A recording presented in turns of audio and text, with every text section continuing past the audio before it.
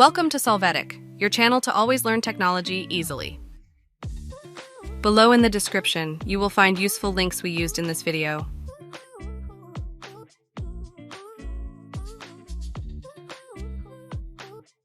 Today in Solvetic, we will see how to change the language on Snapchat Android. We start by entering Snapchat. Then, click on our top profile icon, and then on the settings icon.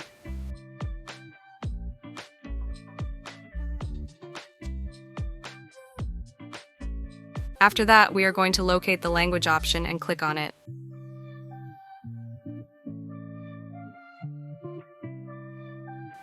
Finally, we select the language we want and confirm changes with the change option.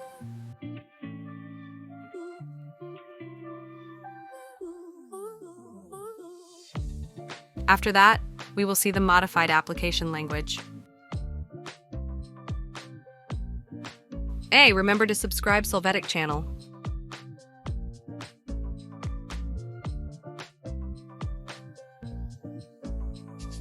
We hope it has been helpful for you. Here are links to watch more videos of your interest and subscribe to the Solvetic channel. Thank you.